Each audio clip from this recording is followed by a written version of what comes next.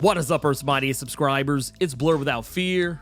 Welcome back to the channel. All right, today's video, we're going to be talking about Immortal X-Men number 18, written by Kieran Gillen, with art by Juan Jose Rip, and color by David Curiel. So this issue, we finally learn the answer as to why Hope Summers was of the belief that Mother Righteous was suddenly a mutant. This is something that actually cropped back up a few issues ago in Immortal X-Men, where Mother Righteous, as she was being scanned by Hope Summers, because Hope Summers does have the ability to sense out the mutant powers in other people, and when she did, she could get the hint that Mother Righteous had some level of mutant power, even if she didn't realize it, that she had an X gene. And it seemed like such a weird discovery, and we now know the reasonings behind it. And to talk about it, we have to talk a little bit more about how Mother Righteous's powers truly work. Now, I'm gonna go ahead and preface everything that I am about to say with, we technically already know how Mother Righteous's powers work. I've actually talked about it ad nauseum, since Mother Righteous even came into being, going all the way back to Legion of X, and then building all the way up through her appearances in Sins of Sinister, as well as other titles. But I didn't ever really talk about the granularness of it and how it actually truly worked. Like everything I have told you guys about how she operates off of thanks, and that thanks is based on faith. And as we know in the Marvel Comics universe, something I've also talked about ad nauseum, is that the way gods work in Marvel Comics is that they work off of faith and belief. The more faith and belief that any person has in them, let alone millions of people have in them, it increases their power and influence. And while Mother Righteous never got enough thanks to become, I guess, a god to someone who didn't have similar power, she probably would seem as though she was. We have seen multiple characters give her thanks, and these thanks have given her a small measure of power. We have seen characters like Banshee, Aura Sarada, Marguerite Zardos, Mystique, Legion, Storm, during the closeout of Sins of Sinister Dominion, gave Mother Righteous thanks on behalf of all of Krakoa. And then after the fact, even after the Hellfire Gala, we saw that millions of mutants in the White Hot Room had also given her thanks. She's been able to leverage these thank yous into acts of power. Each thank you a gateway into a person's faith and belief. And with faith, as I mentioned earlier, comes power. And once again, while this power does not make Mother Righteous a god, when someone gives her thanks, it allows her to take control of that person, their feelings, their thoughts, anything. Each thank you is a promise of power, and she used each one to either sap power from that person, in the case of Aura Sarada and Marguerite Zardos, or take control of them entirely, like in the case of Mystique, when she forced her to kill her own wife, Destiny. But once she uses that power, it's gone, and she won't receive it again until she either A, gets thanks from another person, or B, that person that originally thanked her thanks her again. She used the thank yous of all of Krakoa's mutants to turn Krakoa against them in the White Hot Room in the previous issue, but Mother Righteous should never have been in the White Hot Room to begin with. Despite the White Hot Room being the birthplace and the resting place of the Phoenix, it is also a place that is inherently tied to mutants, and only mutants can willingly and voluntarily go to the White Hot Room. And despite Hope Summers' claims, Mother Righteous is not a mutant. Righteous simply created a homunculus with an X gene, using the various powers that she had accrued from all the thanks that she has garnered over the previous issues of Legion of X and Sins of Sinister and Immortal X-Men. She created this homunculus and let it loose after the events of the Hellfire Gala, and as a matter of fact, we actually haven't seen the real Mother Righteous since the Hellfire Gala. I would even dare say the Mother Righteous we saw during the events of the Hellfire Gala was not even the real Mother Righteous. By Mother Righteous's own admission, she has pretty much been locked away in her sanctuary since around that time. She has not stepped foot out of it because she didn't have to. She had a puppet that she could use to do her bidding, one that was convincing enough that no one even noticed. That is how much power she wields just thanks to, well, Thanks. Now, all that power aside, and she has been using up a great deal of it, but she also has Jean Grey at her disposal. As we all know, Jean Grey had come back during the events of the Jean Grey series by Louise Simonson. If you don't know what's going on there, you can check out this video up here. But yes, the Jean Grey that Mother Righteous is dragging around on a chain is the real and only Jean Grey that ever was. Having captured her in all the confusion of the previous issue of Immortal X-Men, she's planning on using Jean to become Dominion, killing her at the center of the White Hot Room and using that influx of raw, infinite power to ascend to Dominion status. Or rather, she would have. She does succeed in killing Jean Grey in the center of the White Hot Room. However, it's not Mother Righteous who gains the power to become Dominion from it. She attempts to, and much like Sinister did during the closeout of Sins of Sinister, when he attempted to achieve Dominion status, he bumped literally into the Dominion, and the Dominion was already there because it exists outside of space and time, and Sinister recognized that it wasn't him. It was somebody else. It was, in fact, a Sinister, and we learn in this issue, thanks to some things that happened between Charles Xavier and Mr. Sinister, we learned that Dr. Stasis and Orbis Stellaris both have attempted to achieve Dominion status other than Sinister himself, and they too have failed, just the same way that Mother Righteous just failed. They've all met the Dominion. None of them remember it except for Sinister and Mother Righteous right now, largely because Righteous literally just had it happen to her. Reality was reset when Orbis and Dr. Stasis both had made their attempts and failed. Now, this is all due to the fact that Orchis has access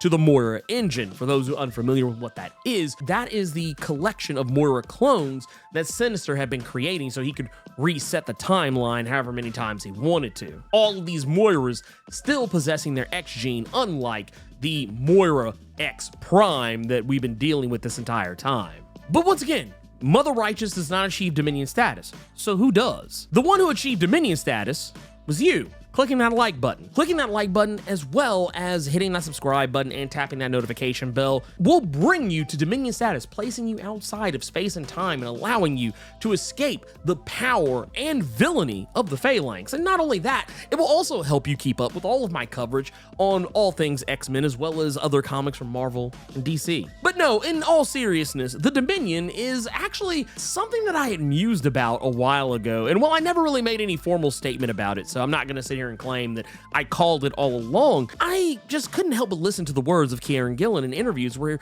there were so many people who had so many different ideas about who the Dominion would truly be. I've heard people say, oh, it's going to be Legion, and it's not Legion. And there were other people who said, maybe it'll be Charles Xavier. It's not Charles Xavier. And it's not any of the Sinister clones. It's none other than the original Nathaniel Essex.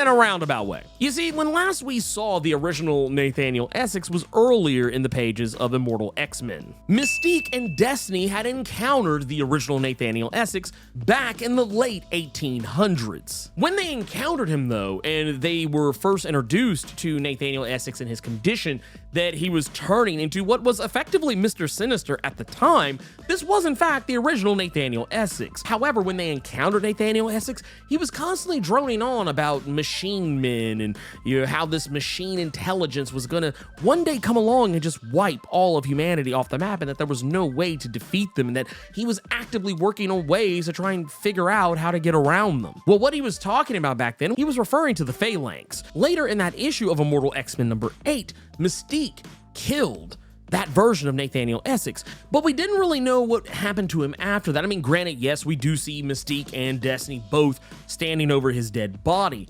but he had done something before he was killed by Mystique. He had uploaded an artificial intelligence version of himself into the same apparatus that Destiny saw at the end of the issue, or rather she didn't really see because she's blind, but when she went into the room and all the things that she saw in her visions, what was there, and I guess this is the reason why it was so heartbreaking that it was Destiny who found this, because she can't actually see what's going on directly in front of her. She would have known this even more so, but that was when we as readers saw the vats that would have held a Mr. Sinister, a Mother Righteous, a Orbis Stellaris, and a Dr. Stasis.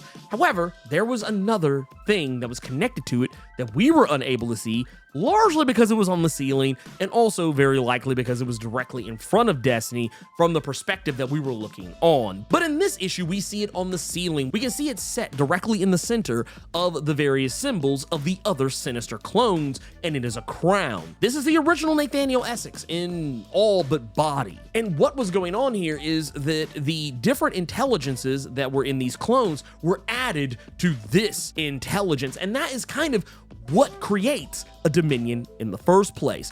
He allowed each of these people to do everything that was humanly possible and capable to try to become a Dominion status, going through all the various disciplines, whether it was cloning, whether it was genetics, whether it was robotics, or even magic. And each of these people gaining enough power, amassing enough intelligence that each of them could attempt to become the Dominion. All of that energy, all of that intelligence was flowed into Nathaniel Essex proper, despite the fact that he is now an artificial intelligence. After all, what better way to defeat the Phalanx, or even get around the Phalanx, than to become the very thing Nathaniel Essex always feared, and that was the coming of the machines. The machine brains were something that really weighed on him. So it does actually make sense in the end, especially when you go back to that issue of Immortal X-Men and you realize just how much he was giving the game away. He literally told us he was going to live forever, that he was going to see forever. And yeah, it makes it even more obvious that he had already done the deed by the time Mystique even made an attempt to kill him in the first place. He had probably already done it before Destiny and Mystique even met him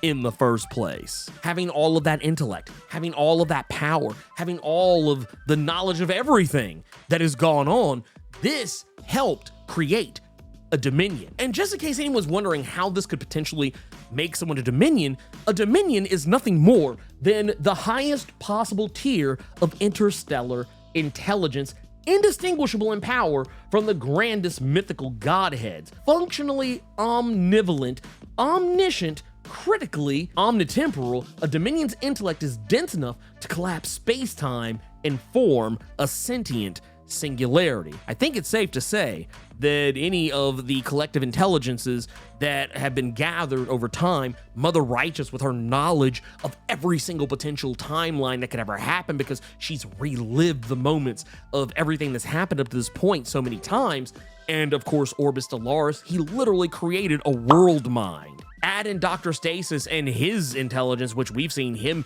capable of creating things that honestly kind of defy reason, and Sinister has literally created hundreds, if not thousands, of clones of himself and taken over some of the smartest minds in existence. If that won't make you a Dominion, I don't know what will. So it's done. The Dominion has been unleashed, and it's very much the original Nathaniel Essex. A lot of the things that he says are even very much like the original Nathaniel Essex. He's not the guy who's running around spitting one-liners and pop culture references like the Sinister we have seen as of late. No, this guy is the original genuine article. Like, even to the point where you could tell, like, he even makes a point to maybe even rub Mother Righteous's face in her failure just a little bit more than he even did Sinister. Because when Sinister tried to achieve Dominion status, he simply just waved him away. But when Mother Righteous attempted to do it, he made sure she knew that she failed and who was really at the helm of all this, even going as far as to say that he was going to make history, and that history is called his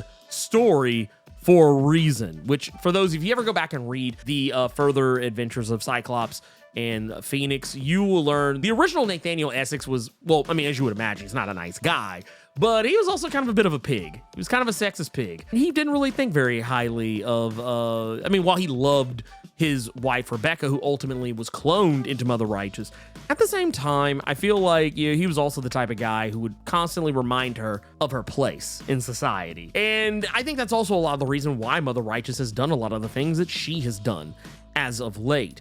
But once again, Dominion has been unleashed. It is out there in the world, it is out in the wild, and now nothing can be done about it. This actually puts into greater context some of the stuff we actually talked about in the Blerd cave very recently regarding the upcoming XMen Forever title, because the Phoenix is dead. And there was all this talk about the Phoenix being subverted and turned into some kind of artificial deity. Now I think we know why that is the case, that the Phoenix exists but has become a part of that machine intelligence that is Nathaniel Essex, most likely. In the solicit for XMen Forever, the question is asked, how do you kill a digital god? What do you do when the Phoenix is bleeding out into nothing? And that series is supposed to provide answers for a lot of the things we're looking at now in this issue. So yes, the Phoenix has technically been killed, but I think we'll learn that maybe that's not exactly the case, and maybe the Phoenix will become something different than what we have known the entity of the Phoenix Force to be since the Phoenix Saga back in the day. So yeah, it's gonna be a lot of change, and who knows, it may even be some return to status quo. As we know, X-Men from the Ashes seems to be doing just that. If you read this week's issue of Timeless, there's even a hint at as much with the return of the Danger Room. I don't think it's actually going to be like a full-on complete total reboot back to status quo. I mean, yeah, they'll probably be back in the mansion, but I don't think everything's going to be exactly the same as it was. And as I said during the Blerd cave this past week, if anything else, it's only really truly being done to put everything back in place, because as we know, a lot of times casual fans usually only have certain knowledge of comics. They don't really know every single thing that maybe people like me and maybe you probably know. And it becomes that situation where, we know that, the X-Men are about to be inserted into the MCU, as was teased at the end, spoiler alert, of the Marvels. We saw the character Beast, and they were inside the X-Mansion, very obviously inside the X-Mansion in the med bay more specifically. All of that aside, the thing is that when they do stuff like that, they usually want to put things back to a status quo because they know the X-Men is one of their most popular franchises. I would dare say probably is, short of Spider-Man, Marvel's most popular and recognizable franchise. Then you take into the consideration that a lot of times when these movies come out, people sometimes become interested in the comics, and if they come back, you want them to see something that looks kind of similar to what they might expect. So yeah, they're not going to maintain that Krakoan status quo. It's been going for the last few years, and honestly, I think it's run its course. I mean, could it have gone longer? Probably, but honestly, I'm fine with this, and I'm curious to see exactly how they're going to tie all this up with X-Men Forever, because, I mean, the solicits themselves are pretty vague at best, and, of course, we see Jean Grey on the cover, laid out, surrounded by blood in the shape and form of the Phoenix. I mean, I think it is pretty self-explanatory, but covers do often lie, but this is actually very indicative of what happened in this issue. Jean Grey was stabbed in the chest and killed. Again, like, just goddamn, girl, cut her some slack. This woman is constantly getting shanked, and just, man, it's like she's on an episode of Oz. But anyway, that's everything I wanted to talk about with Immortal X-Men number 18, the end of the series, and getting ready to move on into the next chapter, which is the fall of the House of X and the rise of the Powers of 10. If you want to keep up with my coverage of those said story arcs, as well as more X-Men stuff and other stuff from Marvel and DC, make sure you click that subscribe button and tap that notification bell so that way you don't miss anything. Thank you so much for taking the time to watch this video out of a plethora of other things you could have been watching on this platform. And until next time, let me know what you thought about Immortal X-Men number 18 and the series as a whole. Keep it plus ultra and sound off in the comments.